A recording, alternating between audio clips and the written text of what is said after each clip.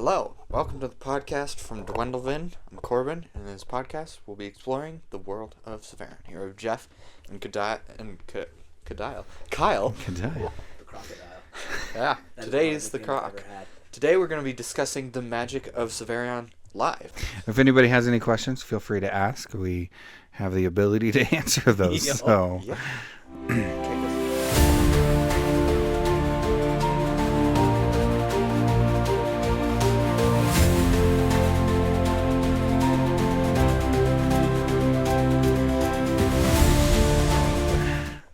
Kick us off. What are the types of magic? the types of magic. Okay, so in Savarion, there are 5 types of magic. The first one, I'm only going to touch just a tiny bit because it's almost inconsequential long term with the story and stuff like that. However, there is god magic. So god magic basically exists in a realm of its own. So like it doesn't follow the rule set the way that the other 4 magics follow. And so we're not going to talk that because it's god magic. So it essentially can do anything you want, but it requires Duendelvin or Veritas Sanctus or Dizactos to actually use that magic. So as far as the story is concerned, we're not going to cover that magic so much because there aren't rules to it the same way that there are with the other 4. So The other 4 accessible to the mortal races. to the mortal races, yeah. Yeah. So, and those would be essence magic, arcane magic, ritual magic, and then mundane magic. So, Kind of a fun oxymoron because technically the idea of mundane is they don't have access to traditional magic. So, yeah, it's a lot of Except the fun. mundane magic is the traditional magic. No, it's No? unconventional. It's all Unconven- created. Okay. Yeah. Well, let's go down the line and start with essence. How is essence magic? Where does it come from and how does it work? All right. Jeff's got this. so essence magic. So the moons that are around Savarion is where the magic comes from. How many moons? And do what? How many moons do we have? We have 3. So it comes from the moons. And unlike what you would think of from typical ideology with it, the moon itself gives off the energy. So it's not like if the moon is in the right phase, you're stronger or anything like that. It's just that that's where the magic comes from.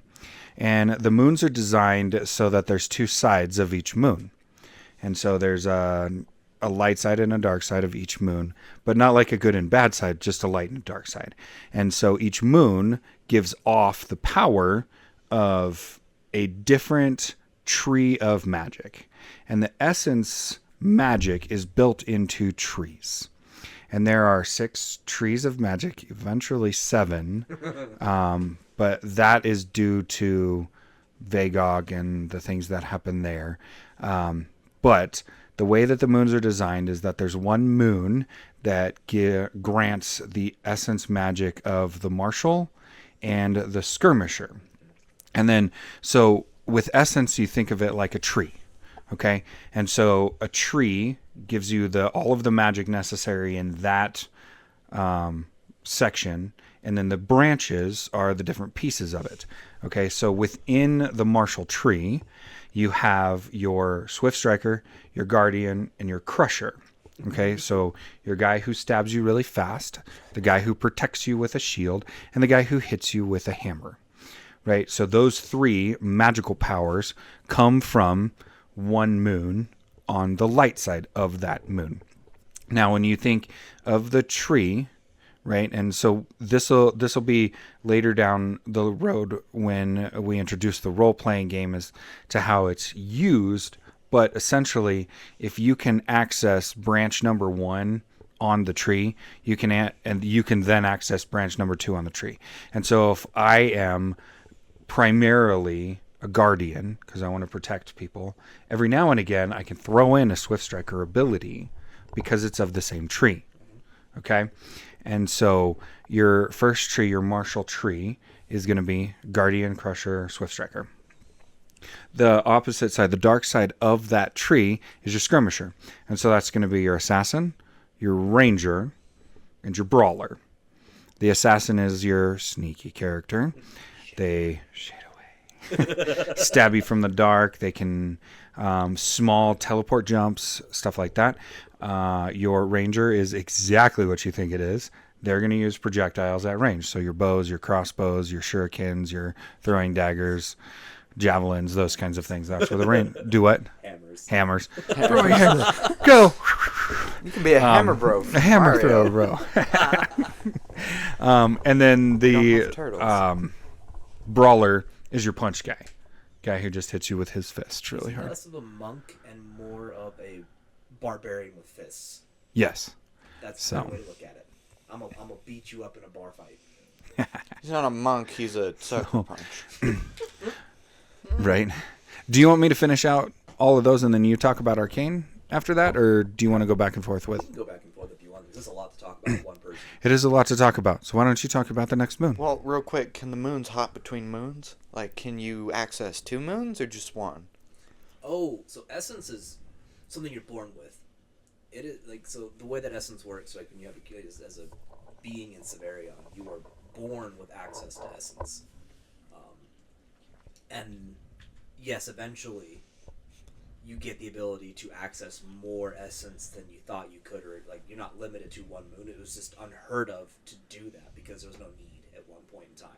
Right. So until there's a need, there's no exploration in that. But yes, you can mix and match. You are not limited to, I'm just a martial boy. And this is mainly for the role-playing game? Yes. So you can have a lot of creativity of how you play your character? Absolutely. Yes. But it's also for storyline purposes as well. Yeah. And yeah, I think, is our next moon the elemental moon, I believe? Yes. Yeah. And this one doesn't get its dark side until the dirtbag Vagog enters the world. Yep. Well, the light side and dark side of the elemental moon pre-Vagog. So Vagog happens like only like less than 100 years after the original creation anyway. Yeah. So there's not a lot of time in between. And so all of the moons get corrupted in some way, but the corruption tree exists on the dark side of the elemental moon. Okay. So the elemental magic, you only have access to fire, air, and earth. And there's a reason for that, and that's because of the secondary like the next tier of magic we get, or not next tier, it's not the right word, but the next type of magic we get into. And this is a lot of fun because you're like, oh, hey, I'd want to throw fireballs. Absolutely you can. Or, hey, I want to light a campfire. Fireball can light a campfire. Just the same thing. It's just a different level of skill in place. Well, you probably wouldn't use fireball for it, but... You could definitely tone down your ability to ignite. And that's the difference as well. You can choose the amount of power you're putting out. You don't have to be like, oh, my skill's going to hit you for 20 points of damage from role-playing game concept. And I'm going to use that to ignite this campfire. No, you can tone that down to, hey, look, I just want to light that on fire. Or, hey, it's dark out here. I'm going to hold a fire in my hand and light my way. Our elemental magic is destructive and utility. Okay. So if you're a fire mage, obviously, you're like, I am going to burn you and your friends and also keep us warm. I am a nice, mean guy. Then you have the earth mage. The earth mage has more control. I can make us move faster. I can slide us across the earth. I can make the earth more pliable to our feet. I can also make it more difficult for people to move around. I can pull the earth out from underneath somebody. I can coat myself in rock. Come at me, bro. I can make shields that are going to defend me. Come at me, bro. So we have a tank function within our elemental tree, which is a lot of fun, but also you can branch off into other stuff. And our earth is also poison. No, not anymore. Yeah, there was a time, and then we've adjusted it so that earth is still just strictly earth. And you can you can petrify, you can do all sorts of fun stuff with that. And then you move into the wind magic. Wind mage is utility and pairs really well because if I want to be a melee mage with stabby, I'm going to go into the air mage. Because I can make blades out of wind. I can compress the wind into thin blades and punch, kick, stab, throw. I can also create lightning. We need power? I got you, bro. you need help. Just charge something up here and hit you with some zip zaps. That's really unique, because in most games, fantasies, whatever, the casters, the mages, are weak and powerful, but to have a utility, damage, and a tank function in these casters is unheard of. Not unheard. There's a couple in World. There's a couple, but it's very far and few right in between. It's a lot of fun. Because we talk about the utility. Like if you're gonna build a shelter, if you want to create something, you can use Earth to make make walls, or you can use Earth magic to help improve your surroundings and environment. In the same way that you need to do some forest clearing because this forest is dangerous and you need some spots that are open that you can camp out. Bam, absolutely. Let me just clear this out, and then the Earth Mage works together with that, and you create a fire break so the fire doesn't break anywhere. But then you can clear out huge swaths of land, and then you have a lot of ash for fertilization. This is such cool utility. Like you're not limited to I can throw fireballs. I'm gonna be an adventurer. And so, like, essence was a standard part of everyday life in Savarion culture. If you were a miner, you wanted to go acquire ore or materials, you could literally be like, I think there's an ore vein here. Yes, there is. And so mining was very simple. And it didn't really get its external combat function for a long time. Not until Vagog's introduction into the world, and suddenly the harmony and peace of the world was shattered and became the first conflict. Are we going to talk about Vagog's interjection here, or are we going to do it after we discuss the third moon? We have a whole set just devoted to Vagog, so we'll talk about Vagog later, but understanding these magics weren't originally designed for conflict, more like a way to master. So Marshall would have also been like, I can enhance my strength and cultivate and till and be more agricultural. I can be more hard labor without exhausting myself, or I can protect people. And so like all of them weren't intentionally originally for conflict. They just became adapted to it. Okay. Yeah. So yeah, and we can talk about the third moon, which is all Another flip side of the elemental moon. That's true. I didn't talk about the flip side, which is the corruption tree, which is okay. This is kind of, I love it. It's gross. It's goofy. That's where our shapeshifter lives. The ability to manipulate your body into grotesque body horror structures. Get great claws, or turn your hands, or shoot spines out of your body, or grow armor plating, or make somebody else have spontaneous mutations. That's one of my favorite skills we created. Oh, I love it. You can be like, hey, bro, I think you need to fly that way. And all of a sudden, they uncontrollably take off in a direction they can't stop themselves. Or to be like, that guy's going to grow feathers, and we hate feathers. So that's the shapeshifter. Shapeshifter is kind of a class of itself. Like, you have 3 different ways that you can play the shapeshifter it's for role-playing purposes. But traditionally, because it's in the corruption tree, if you were unfortunate enough to have your first essence manifestation be of the corruption tree set, you were ostracized. It was considered a perversion of the natural way, and people would cast you out. So if your first act was to create a construct out of the clay, that's a summoner. That's part of the corruption tree. Hard no, bro. Get out. If they could, they'd kill you. If they couldn't, then you could flee. It depends on how hard their laws were within their city or village or whatever. So corruption wasn't well appreciated. And being corruption, you would hide that. And the third one is our naturalist, who is our pet tamer. And the ability to, not even taming, you are literally taking the soul of a creature and binding it to your service. It is not a pretty sight, but then you can manifest that soul into the physical realm and give it commands and actions.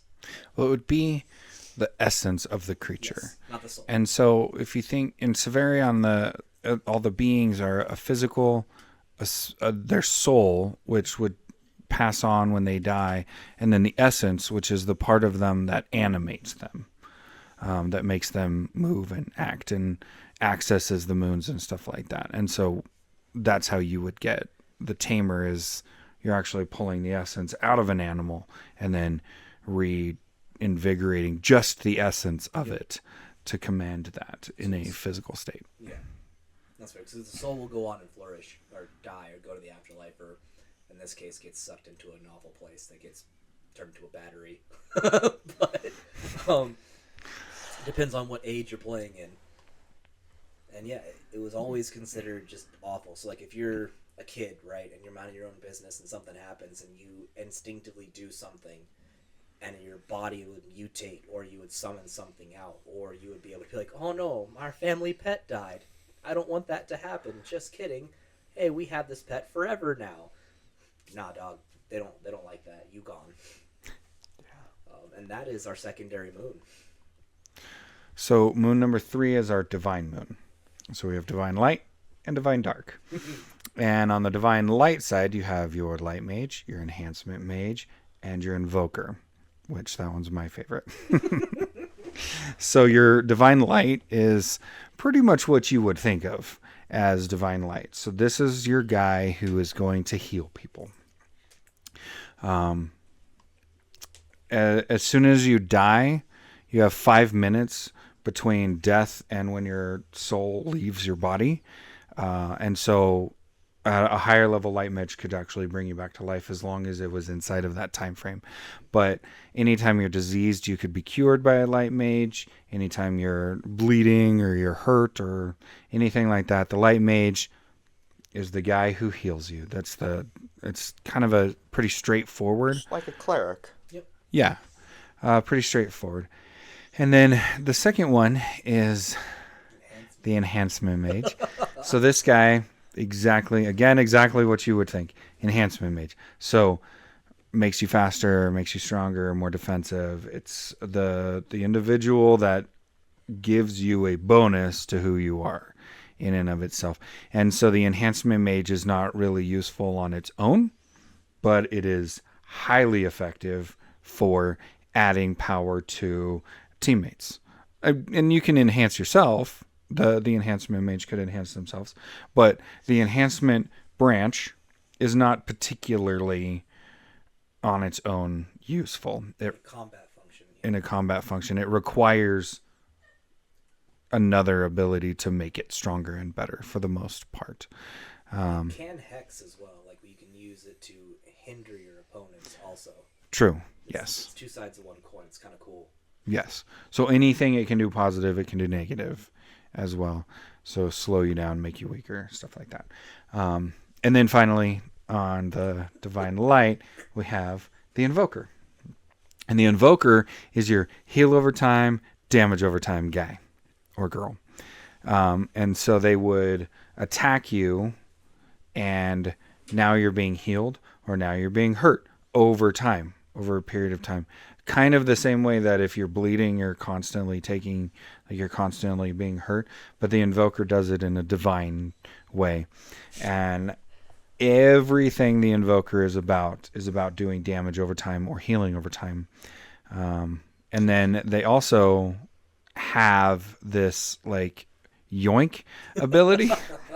And so at a pretty decent range, an invoker could grab somebody and yoink them to them.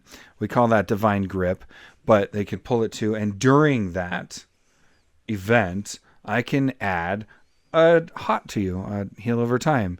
And so like if you were gonna, like let's say you were getting beat up by somebody, and I yoink you to me, and now I'm healing you because I'm protecting you. Or if you were gonna step off a cliff, I can yoink you so that you don't fall off the cliff. So the invoker is, I like the invoker, but the invoker's fun. So they're essentially healing or divine constant pain. Yep. Yes. Divine and pain. Incredibly powerful combatants when it becomes that. They have the ability to hold their own against higher level damage dealers. Your fire mage, your crusher, are the two most dynamic damage output essence wielders in the world of Savarion, and the invoker not quite to that extent, but can almost hold their own in that as far as damage is concerned. I have a question. It's pretty new to development, but where would the performer fall? Ooh. So that ends up being more created magic. It's not originally one of the essence moons that creates the performer. We didn't talk about this too much in creation. all of the 9 races were given a divine spark as part of their divine purpose that was pretty strong. And that divine spark allows them to create new magic. And our performer kind of falls into that by borrowing kind of the essence power and then creating hand motions. No, they create their own school of sorts. And so the performer, who we haven't really, it's our bard, our dancer, and our orator, are in that tree. They fall into the mundane category more readily than they would the essence category per se. Okay. But the rules still follow the essence rules, not the mundane rules soon to follow. So it's a created essence tree by the Savarion Knights. So I guess technically it is essence. But wasn't originally created that way. Okay. So during the fall, because magic was so aggressively used, it actually cracked the moon, one of the moons. And so one of the cracked pieces has been used by the divine spark of the Savarianites to create that magic. And so it's not a created moon. Okay, so the performer, the seventh tree of essence, is still technically a tree of essence because it comes from a moon, but it's a broken piece of a moon that the power was added by the Savarianites' divine spark's ability to add it to. So it was not a god created, it was a Savarianite created moon that gives you that power. Piece of the moon that was repurposed. Yep. Yes. And so that's why it fits into the essence category, but it doesn't fit into the essence category the same way. It doesn't have a light side and a dark side like the others do. And Just so a it's piece. it's just like a piece, and it's not less powerful than the other ones. It just was not created by the gods, and it's not one of the moons that has a light and dark side that was corrupted by Vagog. And it was yeah. So the Savarianites themselves essentially influenced a moon to grant that as an essence power. Which moon did it come from? I don't think we ever specified. We didn't. I don't think it really matters. Like, technically, with all the pull on all the essence, all of the moons would have suffered damage. Yeah.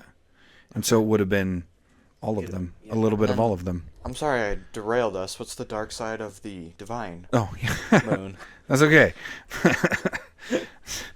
All good. So the dark side of the divine moon would be what we call dark divine. And that's going to be your dark mage, your shadow sentinel, and your manipulator. So your dark mage is the mage that curses. Yep. So it would be a lot to get into the specifics of it, but think the polar opposite of your light mage. Everything the dark mage is about making you weaker and making you like suffer damage and suffer. Yeah. So that's the dark mage. Fun power set. Yep. But everything it does is intentionally for the harm of another. And then you have the Shadow Sentinel, which is essentially the tank side of the Dark Divine. And so the Shadow Sentinel is going to be more of like your dodge guy. And so they use the shadows, literally creating shadows, to draw people in, to move through, to not be available to be hit or to be seen, and they attack from the shadows. But not the same way the assassin does, because the assassin actually goes invisible. The Shadow Sentinel uses magical shadows that it creates to participate in combat. There's a lot to the Shadow Sentinel. All the Divine Dark is pretty dynamic and a really, really fun power set, but we could spend way too much time talking about all of those. So the third is going to be your manipulator. And that one's a little more straightforward. It's exactly what you think it is. It's the essence wielder who has the capability of influencing the minds of others. with their voice and, well, sometimes even with their thoughts, because there's the cryptic speak where I can talk to you, but nobody else hears you, or nobody else hears me, Yep. and only you can hear and understand me. So that is a manipulator capability, but they're mostly non-combat, actually. Most of what the manipulator does is something that has no combat function at all. So they're influencing the world and stuff like that. So some of your most powerful political leaders, probably manipulators, because they have that power. So that would be the dark divine side of divine- Reapers is a manipulator. He's the one that he affects the mind, and I forgot which. that. The human manipulator. Yeah. Would the Dark Divine be considered outcasts as well, along with the corruption, or since they're natural? Yeah, It would be considered normal. it's normal. So the things that weren't originally part of that were added onto are considered strange and to be ostracized. Mostly just the corruption. We call it the corruption tree for a reason, but it's the way it manifests and the way it behaves is an affront to the natural being. It's wrong. It's wrong. It just feels wrong. Okay. So if you're doing it, it doesn't feel wrong because you have access to that power. And, you're like, And "This just feels the natural." Dark Divine is natural. It's Yes. just not the. There's a purpose for it. There's a purpose for it. It doesn't feel the most good. Well, it's not going to feel bad. But when people utilize it, you're not going to feel an aversion to it to your core. I mean, unless they're making you feel that way because they're manipulating you into it, or if they're utilizing some nasty curse on you, you're not going to feel real good, but you're still not going to want to hide or run from that person at your very nature. Well, okay. If someone stabs you, you're not gonna feel good. That's fair. That's true. But you're not. That stabbing isn't going to make you averse to them being able to stab you as a core heebie-jeebie feeling. Yeah. Just, oh crap, that really sucks, or it hurts Well, there's a lot, this or, hurts Lord, and I it's am dead. bad, but when you're fighting corruption, it's like this feels wrong. Mm-hmm. Seeing it makes it's like, best way I can put this in my brain, the way that makes sense is your brain knows it's a brain in a way, and if your brain recognizes and sees another brain, it knows that's wrong. It should not be seeing another brain. This is bad, and it gives you the natural heebie-jeebies. You have to actually condition yourself to not have that reaction to seeing brain matter. It's kind of goofy and a cool thing, and that's the way that people would react to essence and be like, that looks wrong. Everything tells me that's wrong. Okay. Yeah. Unless you're doing it. Unless you're doing it, then it feels natural. Okay. Yeah. Is there anything else on essence right now? Just keep in mind that you can mix and match to anything you want. Just because you start off in one tree doesn't mean you're limited to being only in that tree. We talked about that a little bit, yeah. Yeah. So, Okay. well, I what's guess the next we one? we didn't talk a whole lot about the performance tree, the one that was created. Oh, the So we performer. have the three different performance types, which are your orator, your musician, and your dancer. Why don't you fill us in on those? So our damage dealer in that whole process is your musician who utilizes sonic attacks through playing music. It's a really cool. The way it's designed is it actually builds upon itself. The more damage you do with different abilities than the musician, the harder you hit. And so it's always like you're performing destruction on the battlefield. You can also be very chill with it and just perform. There's a support aspect to it as well. But most of that support actually comes out of the orator, who tells ballads. We call it an orator. You don't have to actually just recite a story. You could, if you wanted to, play the music that accompanies that story. However you want to mess with that. You could also sing. You could also sing it out. Yeah, you're not just telling a tale epically, like being a narrator. But they regale the party with tales of heroism and empower people around them. So they're like, when you go to see a movie and that movie leaves you feeling good and strong, 300 is the one I always go back to. We used to joke about it. When people went to see 300 for the first time, they came out ready to go punch people in the face and kick trees. They were hype and jazzed up and just feeling good.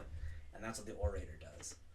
Our dancer is like water on the battlefield, fluid, dangerous, and all over the place, but attracts your attention and punishes you for it. She dance fights. Oh. Um, or Like a dance they fight? dance fight. Oh man. That's right. And they kind of fulfill the tank role where they draw your attention and draw you in whether you want to or not, and then punish you for coming into their range, and then punish you for leaving their range. Really cool. And so yeah, that's our That's our essence. essence trace. Yeah. One thing I've found that's really fun, you do not have to be in a tank role to actually be the tank.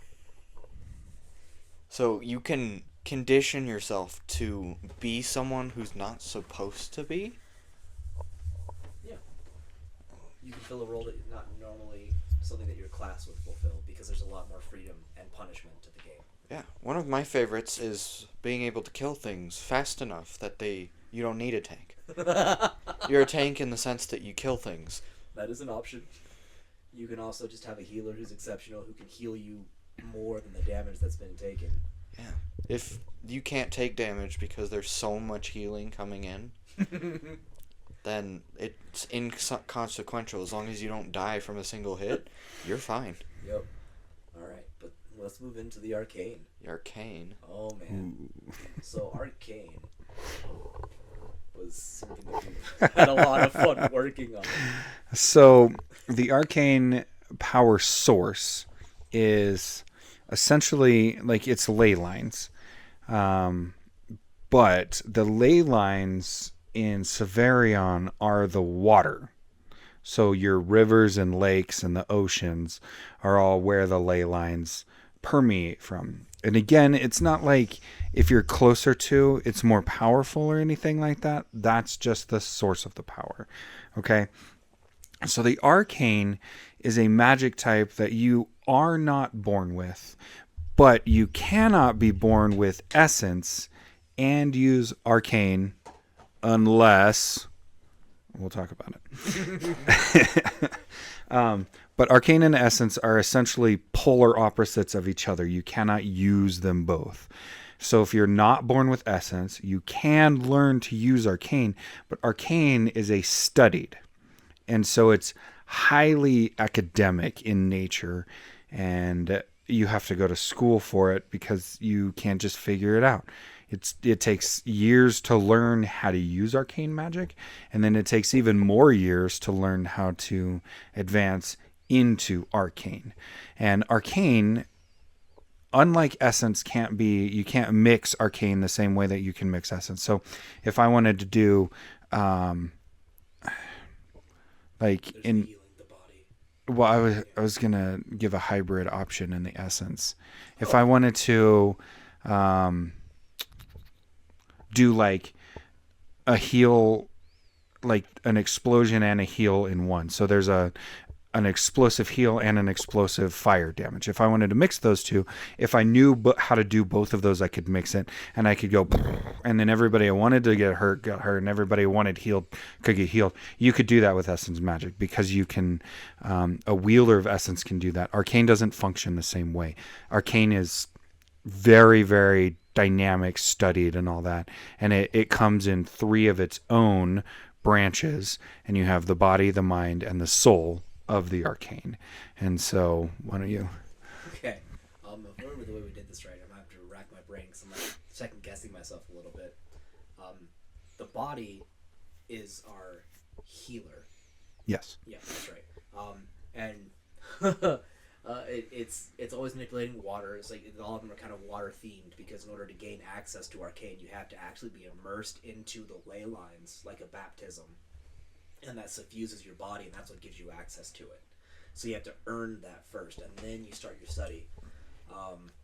And there's a punishing aspect to arcane use. It's just very complex.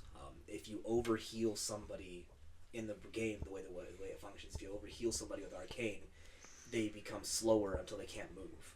So healing can actually be a great defensive function. If you healed your opponent to the point that they can't chase you down, then you can straight up run away.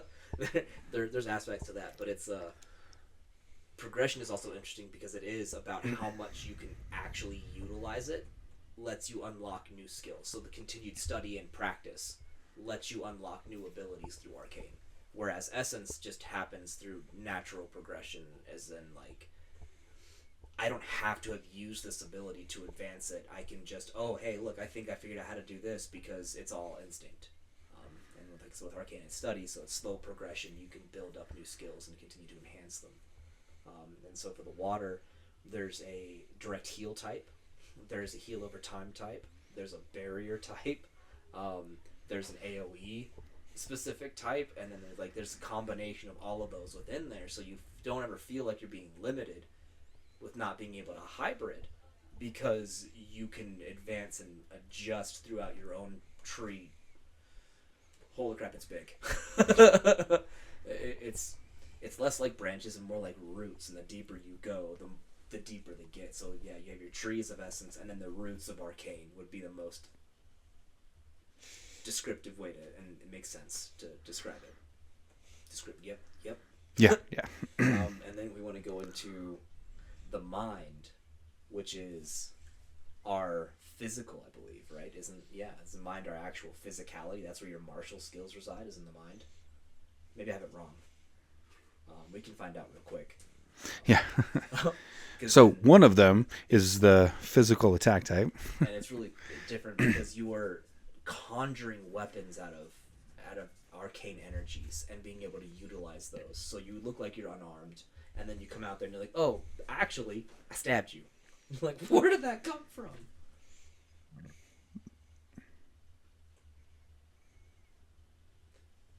And then, sorry, we have someone's helping us out, making sure we're on the right path here. We have a great moderator. His name's Ian. He's the guy behind the camera.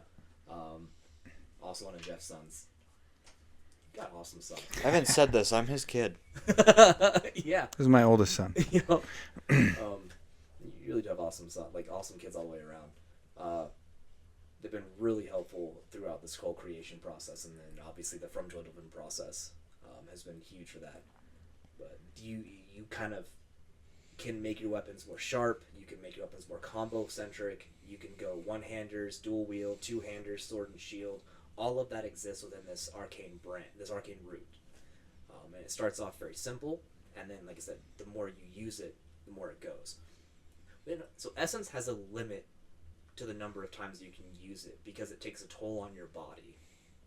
Whereas Arcane, this ramps the more you use it. There's no limitation, really. You just continue to get more aggressive as the fight progresses. Arcane is dangerous as if you can't finish it quickly, they will outpace you. Right. Now this is like per day. Yes. Right. So what you're talking about is like I can only throw a fireball so many times a day. However, I could throw a water ball at you as many times as I want. And the more I do, the stronger it gets. Right. So with Arcane, the more you use it, the better it is. With Essence, how do you progress? How do you get stronger abilities? So Essence is a natural.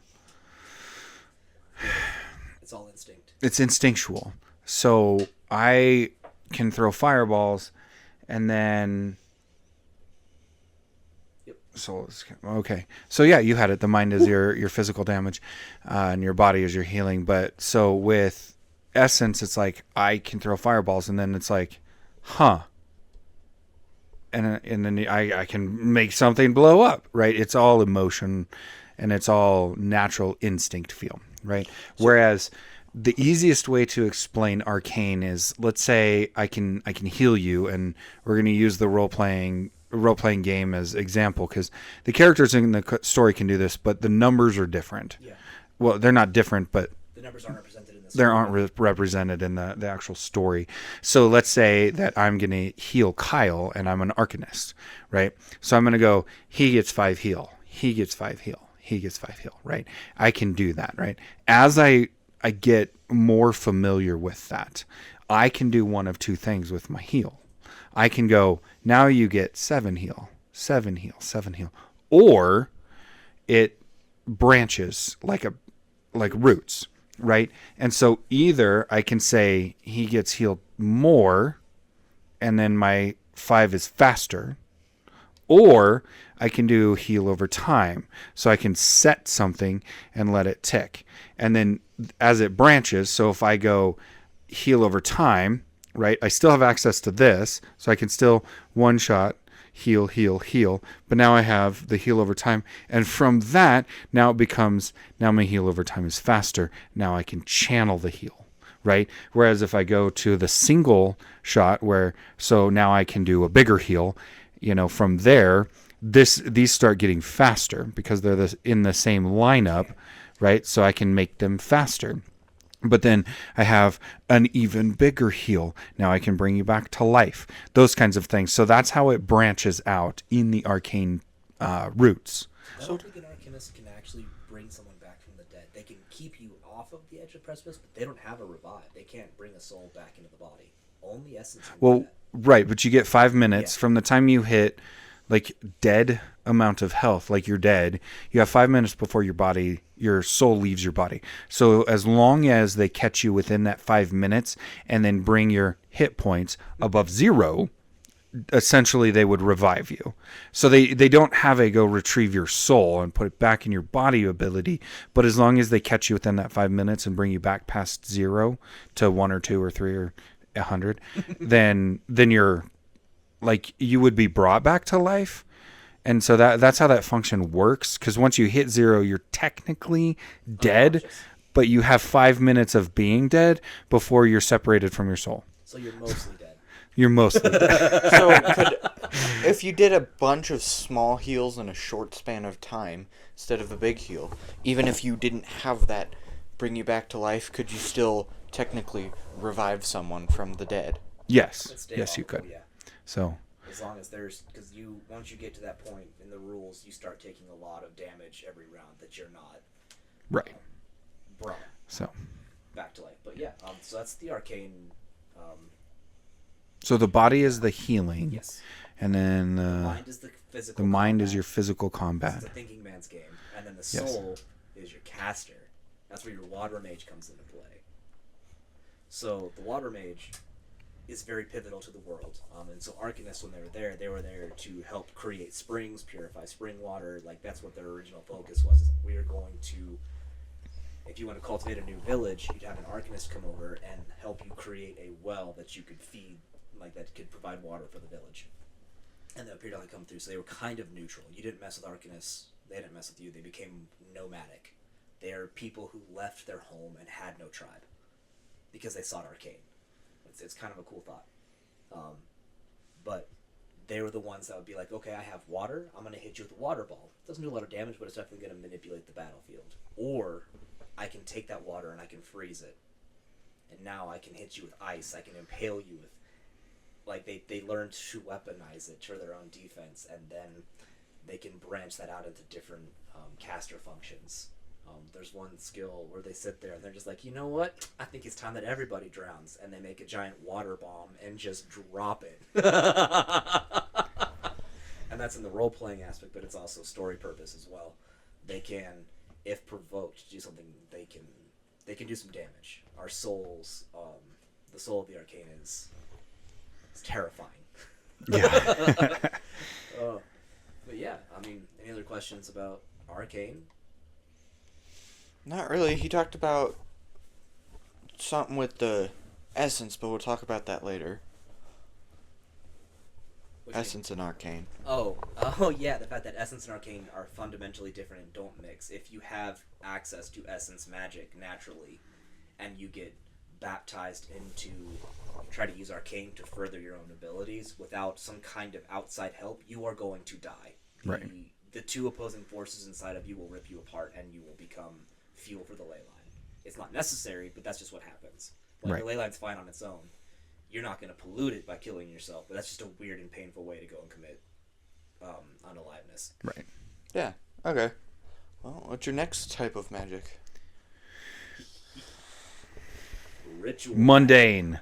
mundane Let's talk about ritual last. Okay. We're going to dive into mundane. So mundane, as we kind of talked about a little bit, where Savarion Knights use their divine spark to create a whole new tree that functions on essence magic. Mundanes are ones who didn't seek out arcane and don't have access to essence. They weren't born with it. And they don't really recognize it for a long time as its own source of magic. they just look at it as, oh, I'm a mundane person, I don't have access to it. But they have schools. There's a school of illusion, and these are magics that they create out of their own divine power, like their own divine spark, and they're able to utilize new things. With the mundane, we have runic magic that kind of facilitates a lot of that, where they found there's power in inscribing runes or tattooing themselves with a kind of parasitic ink. It's really cool, and they can activate these things. But there's a toll that it takes. If you were to take a rune and ink a rune into your body with this parasitic ink, yes, you could activate that rune at any time, but your overall physical health is diminished because you are literally injecting yourself with a poison that has a purpose. And so you can't just walk around tatted up like a monster and be like, I am the destruction of all, because someone sneezes on you, you're gonna die. I am the destruction of me. Yes. But you can take a rune and inscribe it into metal, a weapon, a sword, a stone, a rock, whatever, and then you can activate that rune with blood. So runes are activated through blood or through, like, effectively you're poisoning yourself and paying the cost for it ahead of time. And it's interesting to think about, because if conflict exists within Savarion, an essence wielder would be a step above somebody who didn't have it. And so it became a necessity of, okay, we are just regular people on the battlefield, and then this random essence wielder comes out, and he's got this big old two-hander, and he's just cutting through us like paper. We gotta do something. And they developed a way to combat essence wielders or arcane wielders who just came out there and were like, you're all gonna die anyways, let me just blast you all with fire, or arcane, let me just blast you all with ice, and what are you gonna do now? You're done for.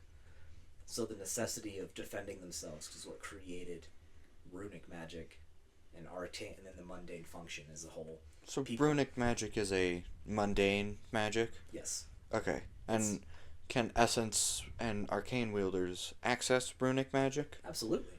But it still takes that toll on their body, so they'd still have to pay the price. It wouldn't be popular.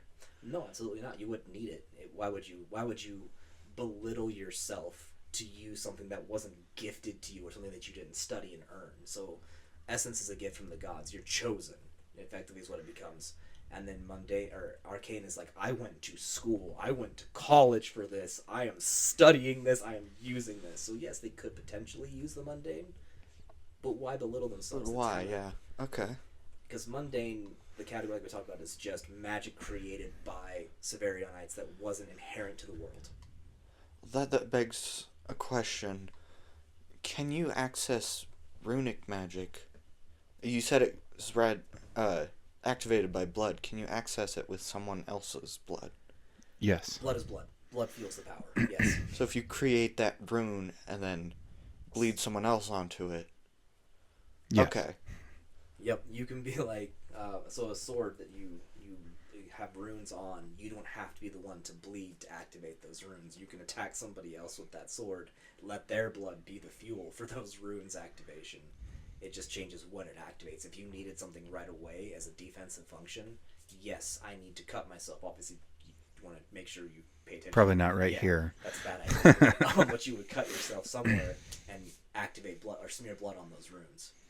And go ahead. Sorry, I was just gonna say, but like you mentioned earlier, the divine spark. So the Savarion Knights, the 9 mortal races, were created with the divine spark in them, a little tiny piece of divinity in them, which is how they are able to access mundane magic, and why it doesn't conflict with the other two, and why even if you're accessing the other two, you can also use it, is because it's innately built into you as a being that was created by Parbucon and Veritas Sanctus. And so they create these magics, and I think the 3 most dynamic from the mundane are going to be your runic magic, your illusion magic, and your automation magic.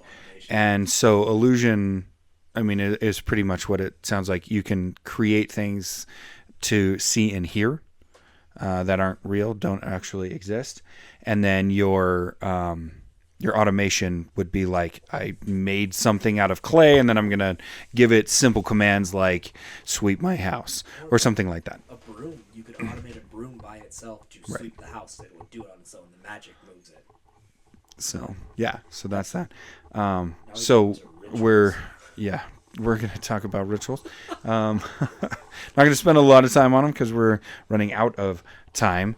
But runic you're magic, the source of power of runic magic is dead people. So The wall of Kungan be considered ritual magic. no, so okay. Oh, that'd be god magic. So what Never mind. happened was Timothelsia, One of the Komatai. the youngest of the Komatai, she created this place called the Port of Lost Souls. And so when you die, your soul is supposed to go into the afterlife.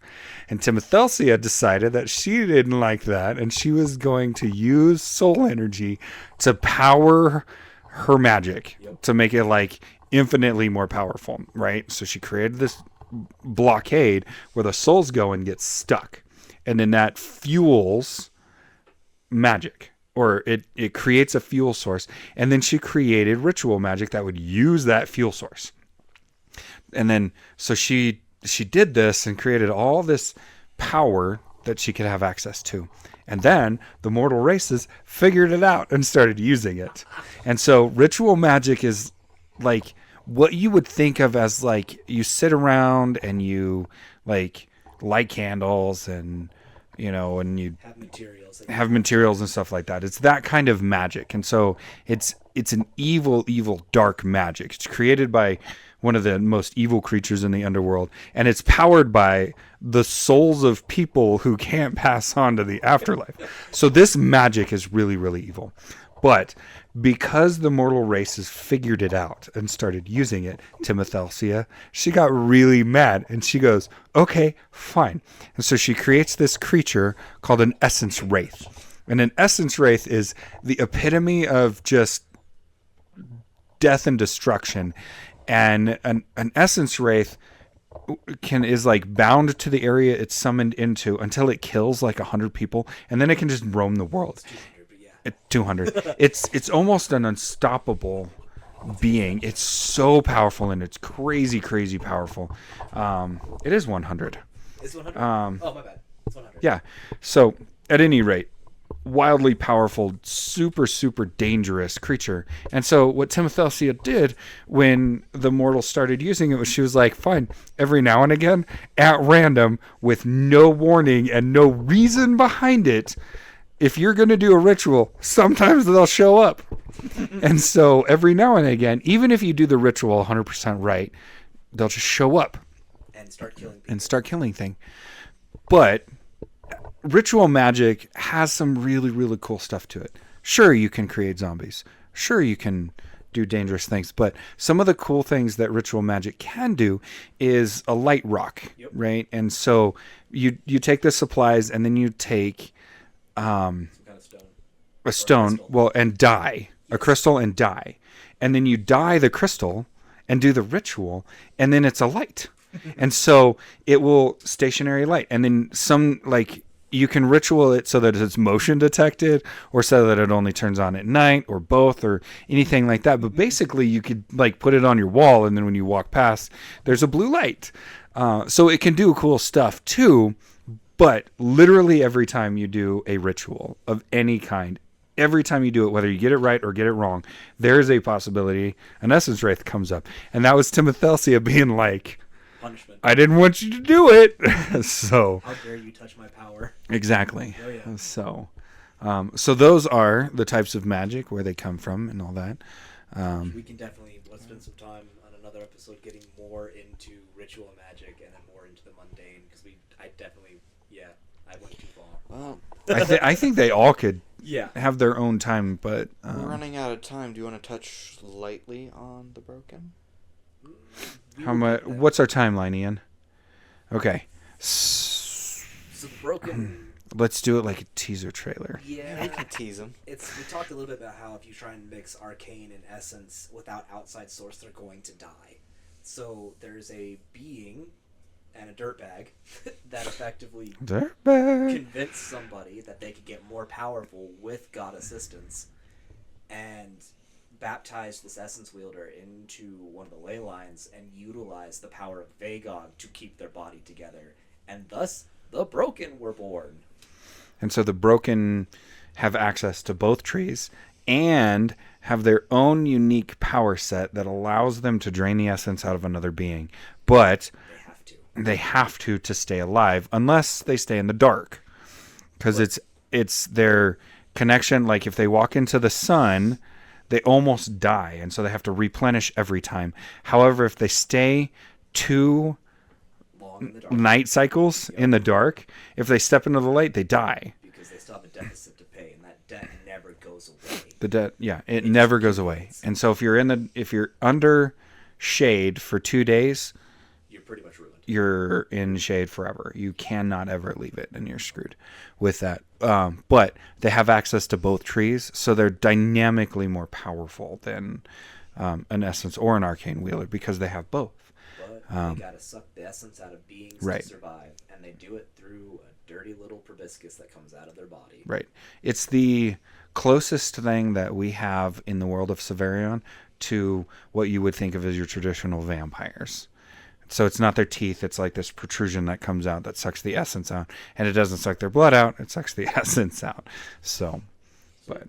Yeah, those goblins can't turn them into money anymore. Can't turn them into... That's it, man. Dang it. So, yeah. But, all right. Well, I think that's all we have time for today. We'll be back on Thursday, same time, 1 o'clock Mountain Standard Time. And we'll see you then. Absolutely. All right. Bye, guys. Bye.